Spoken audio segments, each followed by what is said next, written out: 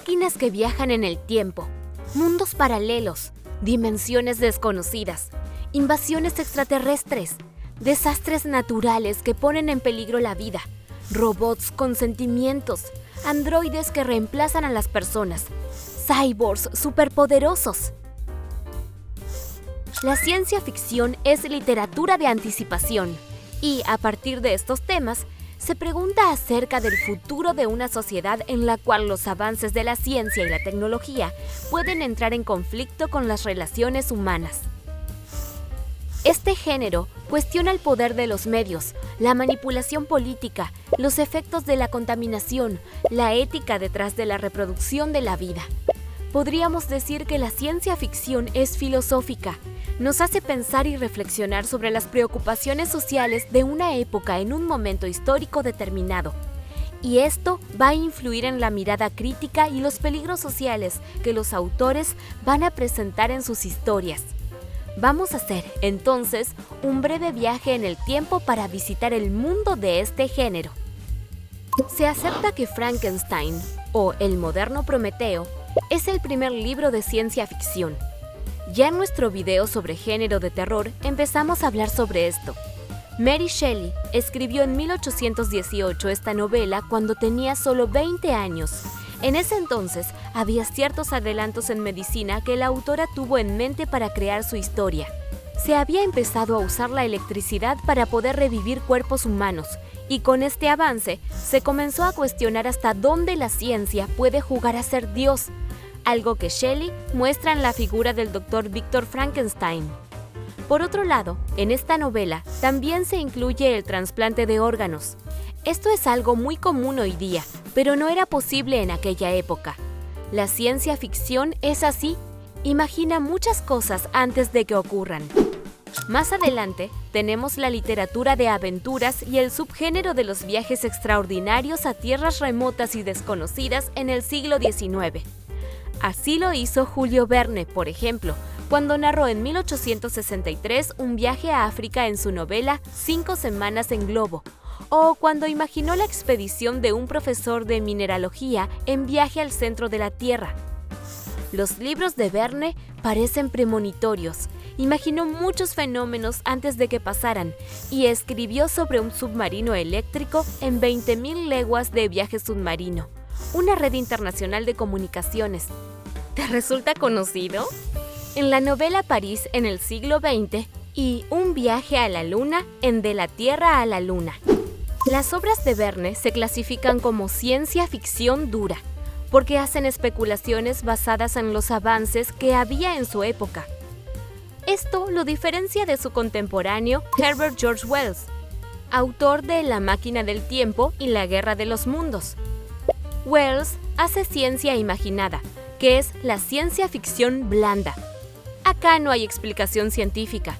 Sabemos que la máquina no es posible y la invasión extraterrestre tampoco, ¿no? Si algo llamó la atención de la ciencia ficción fue el surgimiento de los gobiernos autoritarios y totalitarios que ocurrieron durante la primera mitad del siglo XX. El ejemplo clásico es la novela 1984, en la que George Orwell ofrece una mirada crítica sobre la Rusia tiránica de Stalin y la manipulación de la realidad que hacen los medios de comunicación social en un mundo dominado por el poder del Gran Hermano. En esta obra, de hecho, se inspiró el reality show televisivo que llevó el mismo nombre. Sin duda, Orwell se inspiró en Yevgeny Zamyatin, quien había escrito la novela Nosotros en 1920 para retratar una sociedad donde el Estado ejercía un sistema de vigilancia y represión bajo la autoridad del bienhechor. Con los viajes espaciales, en la segunda mitad del siglo XX, aparecieron autores como Isaac Asimov y Ray Bradbury. La obra más famosa de Asimov es la trilogía de la Fundación. Aquí, un famoso científico intenta predecir el comportamiento de la sociedad que habita en el Imperio Galáctico y prevé la vuelta a la Edad de Piedra. En su literatura, el autor ruso hace divulgación científica. Por ejemplo, en su libro Yo Robot, Asimov establece las 3 leyes de la robótica. Por otro lado, también tenemos a Ray Bradbury, con Crónicas Marcianas, una serie de historias que cuentan la llegada de los humanos a Marte y plantean temas bastante conflictivos: la guerra, la dominación, el racismo, la autodestrucción de la que somos capaces los seres humanos.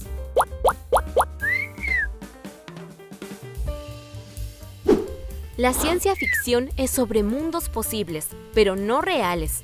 Construye un verosímil. Los hechos que narra podrían ocurrir conforme a los avances de la ciencia y la tecnología del universo narrativo que construye. Y esto lo hace, por lo general, a través de una distopía, que es una visión apocalíptica de la sociedad, lo opuesto a la utopía, a un buen lugar, aunque hay quienes la definen como ningún lugar. En este sitio ideal, los avances científicos son positivos para la humanidad y no hay hambre, guerras ni desigualdad social. La distopía, en cambio, muestra pobreza, aislamiento, extinción de especies, escasez de recursos, marginalidad, sociedades controladas por gobiernos totalitarios, personas que nacen en tubos de ensayo. El cuento de la criada, de Margaret Atwood, Un mundo feliz, de Aldous Huxley, y Fahrenheit 451 de Bradbury son algunos ejemplos de este tipo de relatos. Pero la utopía también sirve para ofrecer una mirada crítica de la realidad. Quien usó esta palabra por primera vez fue el teólogo y escritor inglés Tomás Moro en 1516. Con este nombre, publicó una novela en la que describió una isla remota ideal para hablar de todo lo que a él no le gustaba de su época. En ciencia ficción, el relato también se puede presentar como una ucronía, jugar con qué hubiera pasado si...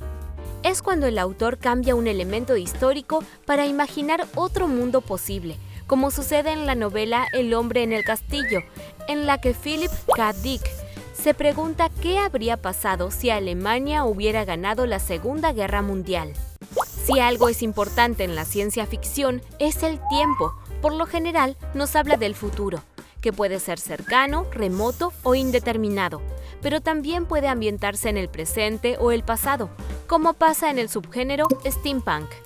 Aquí, la historia sucede en el pasado e incluye aspectos sociales del siglo XIX, pero combinados con objetos, armas y vestimentas más propias de tiempos posteriores. Este género mezcla una estética clásica con la tecnología futurista, por eso se habla de retrofuturismo. Un autor de ciencia ficción que sacó provecho en su escritura de los diferentes planos temporales fue Héctor Germán Oesterheld. Su obra más famosa es sin duda El Eternauta, que, como su nombre lo indica, es el viajero de la eternidad, un viajero del tiempo. Oesterheld nació en Buenos Aires en 1919, estudió geología, trabajó un tiempo en relación con su profesión, pero luego se dedicó a la escritura de cuentos, libros de divulgación científica y guiones para historietas.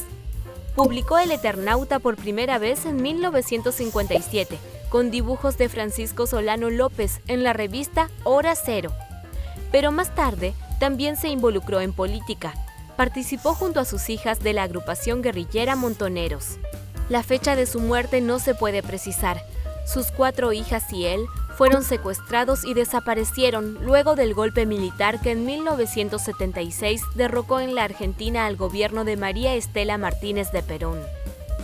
Los personajes de sus historias son personas comunes a quienes les sucede algo extraño. No son superhéroes, pero sus vidas cambian por ese hecho extraordinario que los transforma. En El Eternauta, un ataque extraterrestre sorprende a los habitantes de Buenos Aires con una tormenta de nieve.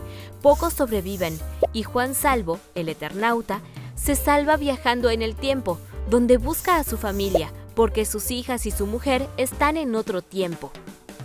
El héroe verdadero de El Eternauta es un héroe colectivo, un grupo humano.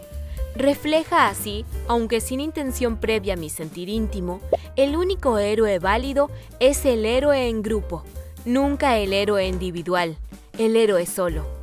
En 1969, Oesterheld reversionó El Eternauta con una mirada antiimperialista que iba en contra del poder de los Estados Unidos. La publicación duró poco tiempo porque fue censurada por el gobierno militar de aquella época. En 1976 escribió desde la clandestinidad una secuela, pero al poco tiempo fue secuestrado y la historieta se prohibió hasta la vuelta a la democracia en la Argentina, en 1983. La historia continuó con otros guionistas y ganó gran reconocimiento internacional, a tal punto que Netflix anunció en 2020 que produciría la serie El Eternauta, así que parece que la propia historia de Oesterheld está destinada a viajar por la eternidad. Ahora que ya sabemos qué es la ciencia ficción, vamos a ver la diferencia con el género fantástico. Una soga cobra vida. Un objeto permite ver todos los tiempos del universo. Un lector que no puede distinguirse del personaje de la historia que lee. Un soñador que es soñado. Un pullover que asfixia. En el género fantástico, un hecho extraordinario irrumpe en lo cotidiano. Es un evento sin explicación ni resolución. De hecho, si la tuviera, dejaría de ser fantástico. No hay interés por revelar ese misterio, pero esa misma incertidumbre es lo que atrapa al lector. Algunos de los grandes autores de este tipo de literatura son Leopoldo Lugones, Manuel Mujica Lainez, Julio Cortázar, Macedonio Fernández, Adolfo Bioy Casares, también Silvina Ocampo, de quien hablamos en nuestro video de cuentos y novelas. Y quien merece un lugar destacado es Jorge Luis Borges, uno de los más grandes escritores de la literatura hispana en el siglo XX. Nació en Buenos Aires en 1899 y murió en Ginebra en 1986. Escribió poesías, cuentos, ensayos y novelas. Sobre todo, relatos fantásticos. Sus obras más famosas son Ficciones y El Aleph, que son libros de cuentos. Perdió la vista a los 55 años, pero esto no le impidió trabajar. Tenía personas que le leían y a quienes dictaba sus textos. En sus historias aparecen temas como el duelo, el doble, los sueños, los límites entre la realidad y la ficción, el orden y el caos. Muchas veces representados por laberintos, los espejos y los simulacros. Gracias a Victoria Ocampo, formó parte de la revista Sur y así conoció a su amigo Adolfo Bioy Casares. En los años 40 publicaron juntos varios cuentos con el seudónimo H. Bustos Domecq, una combinación de los nombres de sus abuelos. La obra de literatura fantástica más emblemática de Bioy Casares es La invención de Morel. En esta novela, un preso se fuga a una isla donde habitan seres muy extraños que aparecen y desaparecen, y que repiten siempre las mismas acciones. Este hecho va a estar vinculado con Morel, el inventor de una máquina que asegura la inmortalidad. Una máquina, pero también un objeto extraño, pueden ser los fenómenos extraordinarios del relato fantástico. En el cuento El Aleph, el protagonista encuentra un extraño objeto en el sótano de la casa donde vivía su amada. Este es el Aleph, una circunferencia que le permite ver todos los tiempos del universo en simultáneo. El diámetro del Aleph sería de 2 o 3 centímetros, pero el espacio cósmico estaba ahí, sin disminución de tamaño. Cada cosa, la luna del espejo, digamos, eran infinitas cosas, porque yo claramente la veía desde todos los puntos del universo. Vi el populoso mar, vi el alba y la tarde, vi las muchedumbres de América, vi una plateada telaraña en el centro de una negra pirámide, vi un laberinto roto, era Londres.